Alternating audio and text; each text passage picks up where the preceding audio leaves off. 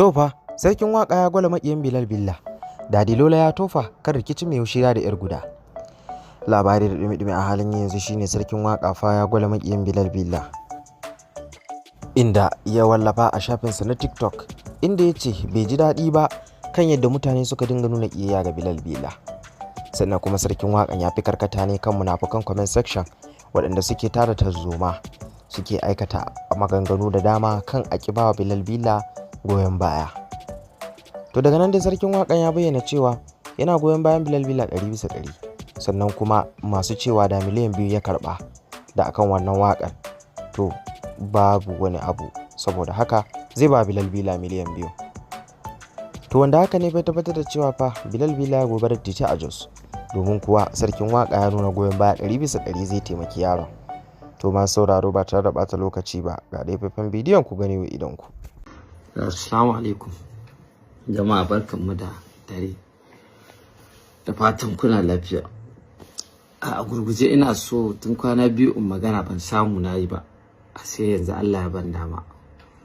To ba wani abu bane akan wakar wannan yaron Bilal da saki.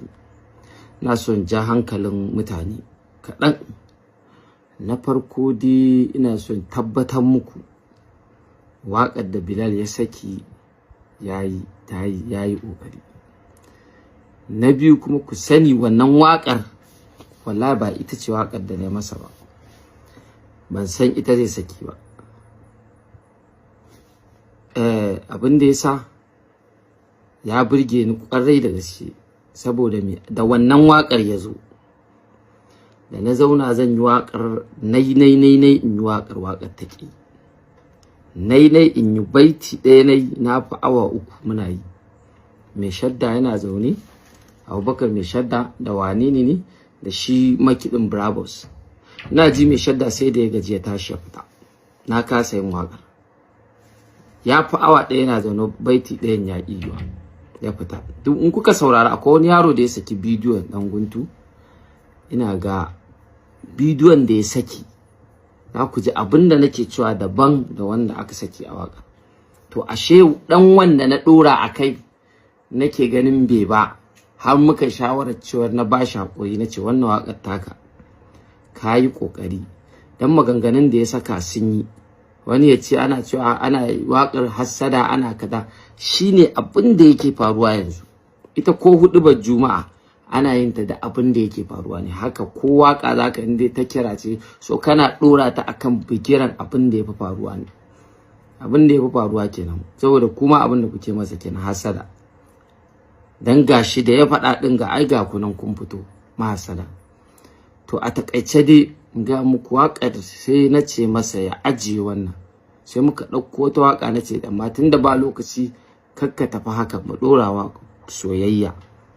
Saboda a age ɗinsa abinda na yi tunanin ya fara nema kenan, sai na ɗora masa chorus, shi kuma ya ɗora baiti a waka soyayya. To da ya je sai ya ji wannan abin da na yi shi ya yi masa, sai ya ɗauko ya sa, kuma ya yi dama already. In za ka waka an fi so ka dinka yi da ma'ana, to in kai abu da ma'ana za ka kawai yayi. Amma ba ita ba ce wakar, wallahi ban kuma sani ba zai saki ɗaya ne ya ne, Allah masani. Na ɗaya kenan. Na biyu, ina so in gaya wa ku masu cewa da miliyan 2 sai ya karɓa da kaza, to insha Allah miliyan 2 ma zai karɓe ta, zan bashi, ya zo zan bashi ta. Kuma ba shi ba, ku sani daga yau in dai zan featuring young artist sai na bashi wannan kuɗin. Daga miliyan 2 nan abin da ya sama ya danganta da yanayin da ake ciki na kima kuɗin. Kuma in Allah ya hore muna yadda muke ma, balle kuma muna sa ran mu ci gaba. In Allah ya so ya yadda wannan miliyan 2 zai karɓe ta, na bashi ita, sai in yi so sai ku samu cikin dutse, ku ɗau dutse ku buga kanku ku haɗu ku mutu. Yanzu da ya kawo waƙan nan kuka yi ta tagin ɗina, da na yi muku banza ban yi ba, so shi ma wani abu ne daban. Me yasa matasa ba ma tsayawa mu kalli me muke yi? Duk sanda muka zo da abu duk kankantarsa in dai ba a saba addini ba an yi kuma koyaya sai ku ce alhamdulillah ku yaba, saboda mai gaba a samu wanda ya fi shi. Amma ku kullum ku dinka kawo abubuwan da za su sa mutane su dinka jin tsoron shiga al'amuranku, ba haka ake ba. Ko manya a ƙasar na abin da na gane kenan, mutum yana so ya yi maka alheri amma tsoro yake kakkaje ka faɗa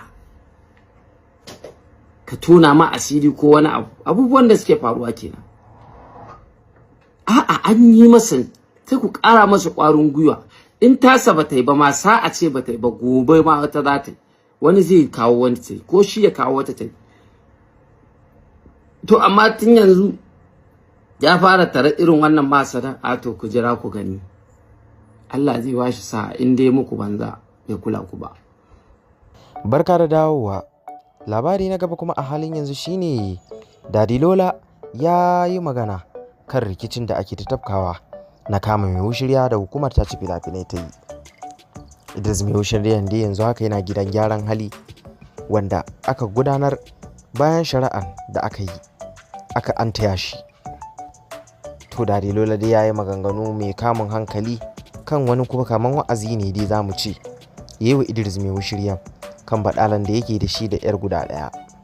Kowa da ya san cewa wannan 'yar guda ɗaya ta kasance ɗaya daga cikin wanda suke yin TikTok, wanda a halin yanzu ana maganan cewa ma an neme ta an rasa. To lallai dai wannan abubuwa suna faruwa inda cece kuce ya barke, mutane suka yi ta maganganu kan Daddy Lola ya faɗi gaskiya. To ma sauraro ba tare da ɓata lokaci ba, ga dai fayafayen bidiyoyin ku gani idan ku yadda abun ya wakana. Amma kafin nan ku daure ku danna mana subscribe. Allah sarki ya shirme ushirya. Allah sarki kana content da na maganan ushiryan nono, kowa na son ka yana bin ka. Yanzu content din ya zama tsohon yayi, ka sake zuwa da wannan content din. Wannan yar menene kankanuwa take ko guda ake kiranta, sai abin kuma bai zo ya favor ɗinka ba. Sharaf sai ga kana an kama ka an kai ka prison. Wallahi tallahi ina mai uzuri saboda wani abu, saboda irin bawa inda ya san da cewa yan arewa ingiza mutum suke kullun so suke ga su ganka ka faɗi. Ban san me yasa arewa ne irin ake maganan addini da tsoron Allah, kuma a the same arewa ne ake so a ga mutum cikin irin an ci masa mutunci an tozarta shi ba. Ban san me yasa arewa ne ake so a ga mutum ya wulakanta ba. Ban san me yasa arewa ne ake murna akan abin da ba kyau ka fi samun likes da comment ba. Ban san me yasa arewa ne ba a so a jinyo kai aikin kirki, kai aikin Allah, ka bi dabi'un da manzon Allah sallallahu alaihi wasallam ya ce abi, ba a so ka ba, sai dai an fi so a ganka cikin kana abin da bai dace ba. Sai yan arewa yau Ashir mai wushirya yana gani irin kar a ce a manta da sunan shi da shi, saboda yanzu TikTok shi ya zama sana'a. In yau karatu yayi da ba zai samu aikin gwamnati ba, in ma yayi menene, in ma sana'an gi so in dai bare kawalci ko ya kai wannan zuwa wurin wancan bare samun da zai ci abinci ba. Ban ce shi kawali bane, ka ku bata ka ku canja min magana, dan abin da yake tafiya kenan. Manyan nan kullum ba abin da suke sai dai a kira mutanen nan abin da ake kenan. That's the plain truth. A kira kana an content creation kanka da wata kuna nan kusa da ita, a ce kawo ta a da ita a dan san maka taro ko sisi. Abin da yasa kenan aka tsane mu, maza su tsane mu, matan su ma karuwai ba su ganewa. Kana bata mana aiki, kana zagin mu.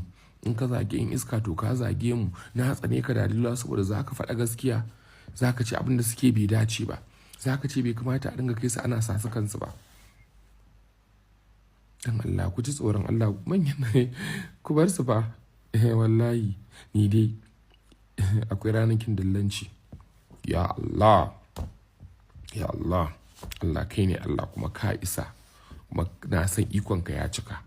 Ya Allah ka tsiratar da mu daga aikata aikin aisha, ka tsiratar da mu aikata aikin da na sani da wasu abubuwa, ka tsiratar da mu daga sanan muna so mu create content dan mu burge wasu, ko dan mu a kira mu a ce ka wancan ko kai wancan, ko dan a ce mana da yawan likes da yawan followers din nan ba su bin ka kabari.